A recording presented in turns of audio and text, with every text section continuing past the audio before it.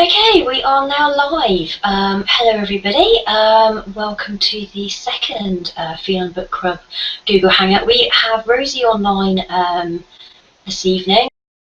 Let's get going. Lucy Diamond, One Night in Italy. It is a really good book. I really enjoyed it. Much lighter read than last time. Much kind of more kind of cheerful material, I would say. So I found it really interesting how you had these three seemingly very different women with their very, very different lives. And I really liked how she kind of brought them all together. I really liked the little device of the Italian class. I thought that was great.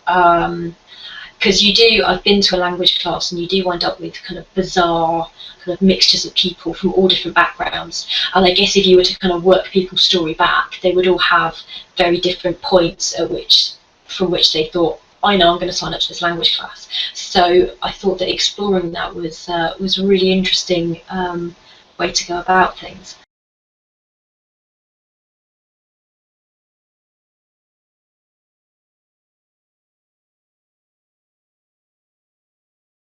Yes, I love that bit. That was great. I think most people really, really enjoy Italian food, and yeah, I think I really love the fact that there are recipes at the back of the book. I've been meaning to get around to making them. I really like the idea of the focaccia. That looks really good. Unfortunately, I haven't quite had a chance to do that. It was really, really evocative. It was. I loved. I really, really loved kind of Anna's story there with her kind of move into food writing and then the little love interest that went on there. I thought that was really, really, really interesting, and I thought that kind of everything kind of progressed. I liked how the three different stories progressed at different paces as well, and the women, we didn't kind of start with the Italian class and take it from there. We kind of had their backstory in there.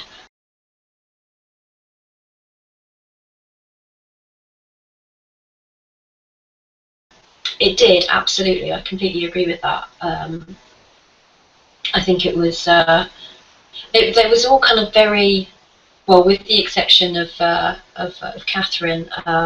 She she obviously had kind of a slightly unusual trauma in that it's not that usual for people's husbands to turn out to be quite such assholes as her husband did, and he was spectacularly awful.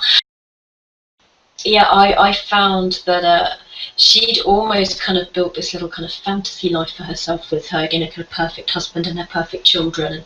And at the beginning of the story, I found her to be quite a kind of almost a slightly pathetic character. This woman who was so doting on her children and so upset where they left for uni, which I guess is standard for parents, but it was just to such an extreme that she was really kind of like she didn't have anything else going on in her life, which I guess she didn't, because and then you kind of realise that yeah, she's actually got quite a kind of that she's actually got quite a kind of a backstory, and that she was much more fierce, and then she found herself pregnant and ended up with this very controlling man just through circumstances.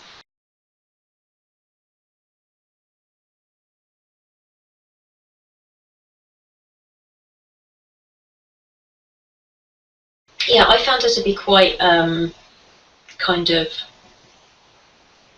at the beginning quite kind of two-dimensional in terms of she was only defined as kind of wife and mother, and then as we kind of progressed through the book, she kind of found a bit of strength and properly got herself going and started to go, actually, hang on a minute, my husband's not treating me well, and this isn't right, and he can't just do that, and I'm not going to stand for it. And I thought that was brilliant. And I loved the Christmas dinner scene where she stormed out. I thought that was amazing. I loved that scene of her just kind of. She threw the turkey at the wall, didn't she? I thought that was amazing. I was like, "Oh, go you!"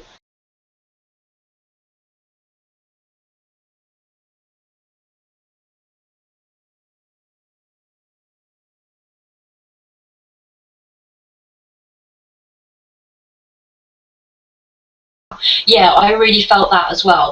She was very much not really an individual. She was just kind of this kind of anonymous wife mother character, without any kind of um, without any kind of presence or personality of her own. Kind of everything to do with her was only how she related to her husband and children. Although she,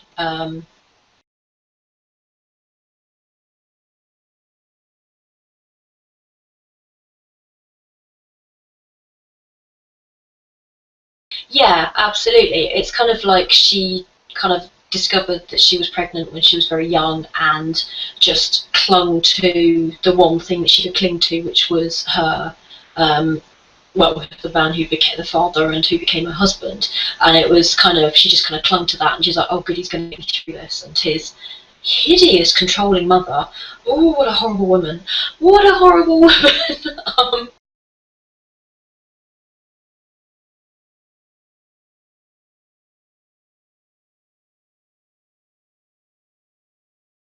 Yeah, absolutely. I think that I was, when they were both just kind of like, yeah, Mum, go away. Not, no kind of concept of she might be upset to see them go, or, you know, anything like that. It was,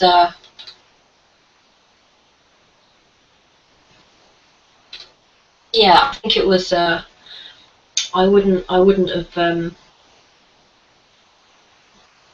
yeah, I just wouldn't have done that. It was just a really rubbish thing.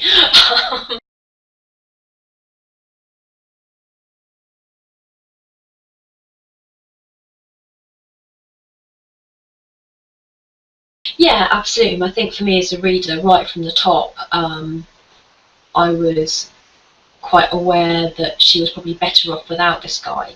But obviously she couldn't see that. But I guess that's kind of um, quite common in relationships. You can often look at somebody and say, "Oh, well, you'd be way better off without that person." But until they themselves realise it, you know, they've kind of got to kind of play the course with it.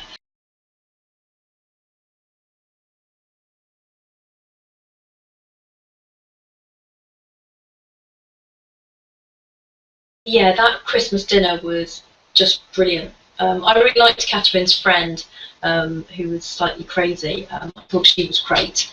Um, and yeah, Anna's final review, that could have gone hideously wrong. You just kind of think if you'd have done something like that kind of in real life, how would that have panned out? Um, and I can't help but think probably badly. I think if I'd ever tried anything like that, that would not have gone well in the slightest. But luckily for Anna, that final review was, you know, pretty good. And yeah, no, I quite liked her fellow journalist boy. I thought he was quite fun, and I'm very pleased that they ended up together, as I thought they probably would do. So yes, it was. I thought they were a very good pairing, and I liked them as a couple. Because I think that's very important. If you don't like people as a couple, then it kind of makes a different reading experience. But I thought they worked really well together, and I really liked them. So that was good. Um,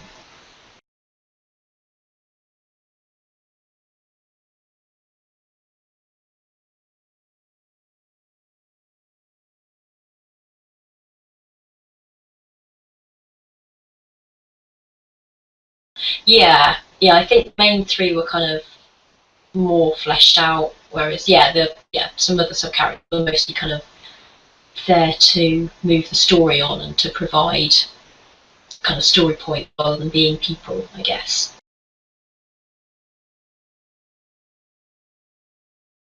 Yeah, absolutely. I don't think it really detracted any from having these slightly less fleshed out characters. Yeah, I thought that the main three characters, I guess out of the main three, the one that had the least kind of going on would be Sophie. I kind of felt sometimes like things just happened to her, which I guess is, you know, fair enough, because in life sometimes things do just kind of happen to you, and you kind of just um, go along with it and do stuff, and yeah.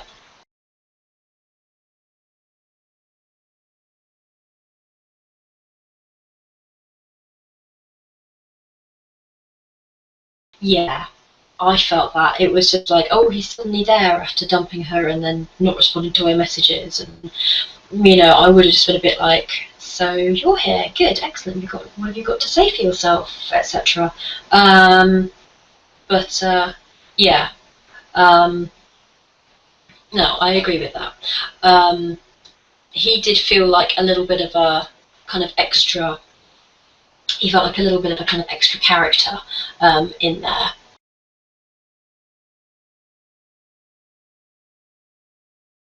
I think kind of the new guy, I missed the bit where he broke with his girlfriend. It was suddenly, and I don't know whether that was just me having, I don't know, kind of skipped over that bit, or whether it was, I don't know. I don't know. I somehow managed to miss that whole section of it, where they were, yeah, it was suddenly like, oh, but you've only just split up with your girlfriend, and I was like, what? Has he? Oh, okay. But I think we kind of all knew where that was headed, and was very excited when they got together. And we also had Anna's boyfriend to start off with. He was just awful with his spreadsheet. That's just instant. Why would you carry on dating with somebody after you discover that they had a spreadsheet? That's just awful. I wouldn't date somebody who had a spreadsheet.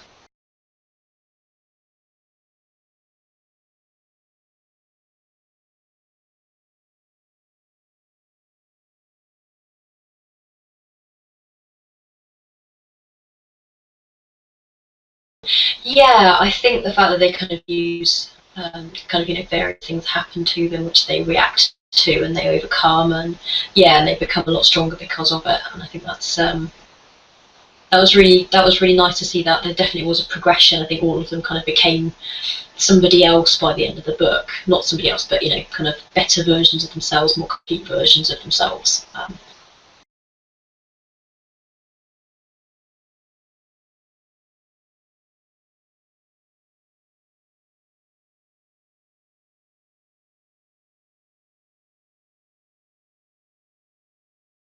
Yeah, I do. I think it's you kind of, when you go to something like that, you meet a lot of people, and it's interesting how it can sometimes just change things and just make things different. Because I did a German class, and actually it was an awful German class. Wasn't anything like this Italian class with a good teacher who actually knew what they were doing. But I did there were four of us in the class, and we were all there for very different reasons. One, because she was doing, oh, I don't know, it was some kind of bizarre archaeology course, and they kind of had to do some kind of ancient Germanic stuff. So she thought she'd learn a bit of German for it. And there was one, I can't remember now why everyone else was there. I just remember that one because that was just such a bizarre reason. But we all kind of came together and became friends. And we didn't kind of stay in touch after the class was over. But it was certainly, you could see how that kind of melting pot of completely different people with completely different reasons to be there might kind of throw you together with people you wouldn't otherwise have met and who you would kind of bounce off.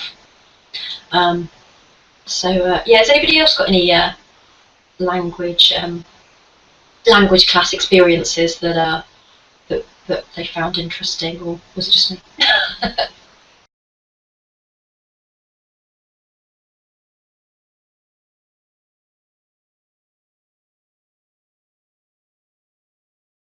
Excellent.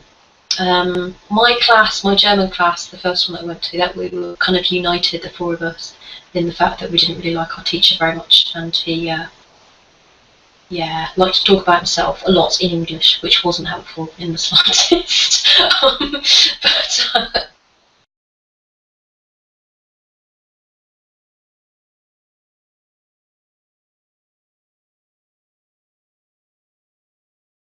I did actually take a better German class. I should say I did take a better German class after that one. That was my first little little kind of foray into language classes, and I did go to a different German class that was a lot better, and it was a lot bigger, and it was run by the uni, so we had a proper teacher, and yeah, she was actually German, which I always think helps, and yeah, it was very good. That was very good, and I did learn a fair bit in that, and I was getting good, and then I moved away, which kind of meant that that stalled slightly, but I have had a better language class experience, and I would say to anybody, don't let a bad language experience put you off, because there's some very good language teachers out there as well.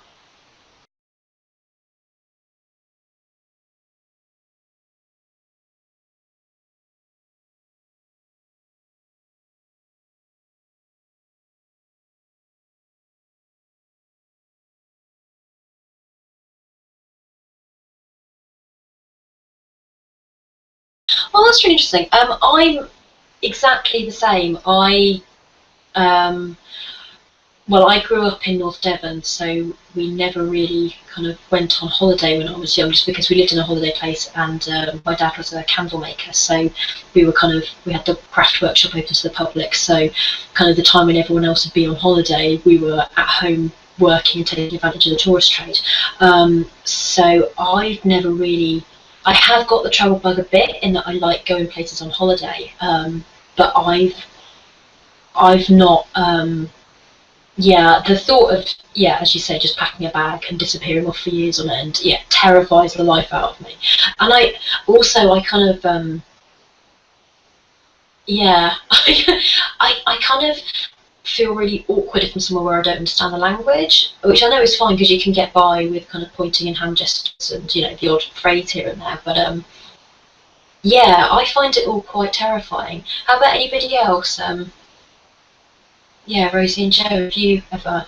Well, I'm sure you moved to Canada for ages, so obviously you wouldn't have the language thing. But how did you find that? Was that a scary thing to do, or was that just something you did?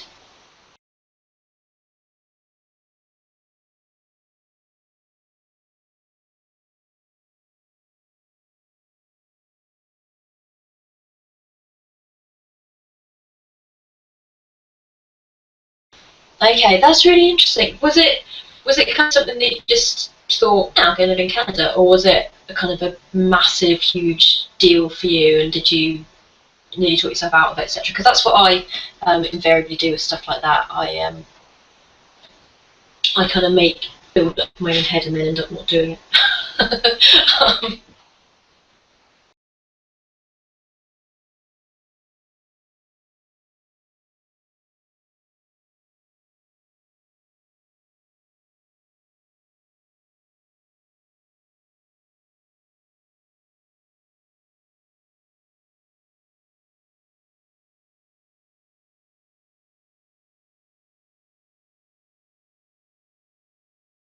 yeah, I guess it would be. I hear it's really amazing just going off on your own, but I don't think. Yeah. Oh, you're in Thailand and Australia. Oh, amazing! I bet that was awesome. Very jealous, and very brave of you to do it by yourself as well. That's yeah.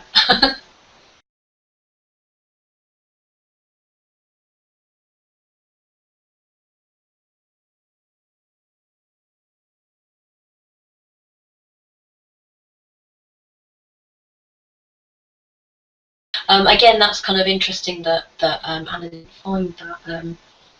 Sorry, Sophie didn't find that. I don't know why I keep getting the two of them muddled up. Yeah, Sophie didn't seem to find that. She again was just kind of running away from everything, and that was she was kind of almost purposefully not growing up using it. Um,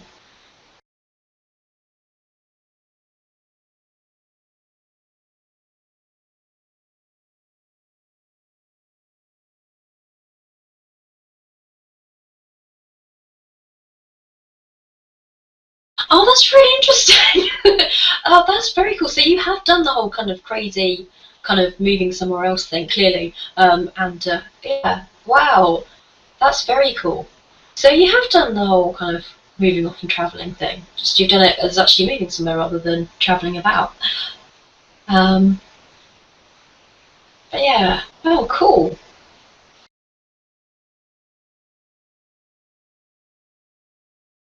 Moving is expensive. Oh my goodness, it's so expensive. Yeah. kind of, yeah. I mean, even just moving around in your own country is bad enough, but yeah, moving abroad. I had a friend immigrated over to Australia last year, and yeah, she was.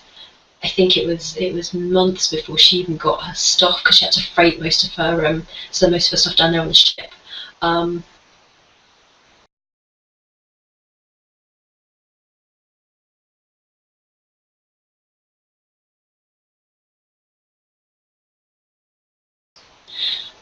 yes, there were quite a lot of coincidences. I guess for me that didn't really detract from it too much. But yes, it did feel a little bit like, oh, look at that. Oh yes, that's happening. Oh yes. Oh yeah, of course. And you've done it, that's happening. Clearly, yes. Yeah, I think there were. It did feel very coincidental at times. But I quite like that. I don't. I mean, I quite like in my kind of lighter fiction. I quite like it. I quite like it when everything kind of runs as expected. I find it quite kind of comforting just because in life things don't ever go as expected ever.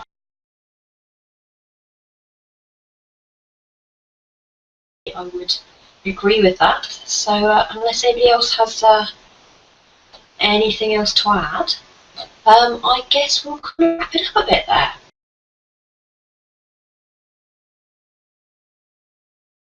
Yeah, there were, and I really liked those moments. I thought it was, especially with Catherine, because she'd been so downtrodden and so timid, and when she kind of actually kind of um, properly stood up for herself and said, you know what, actually, no, we're not going to do this.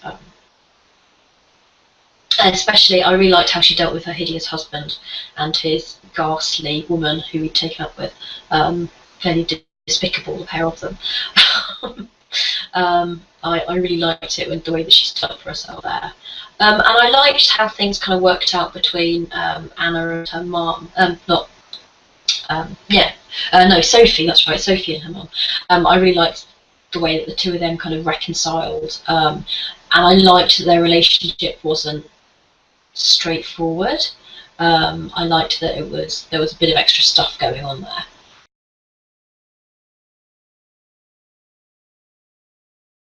Fantastic. So we have inspiration in our book, so that's something that we always want to have. That's brilliant.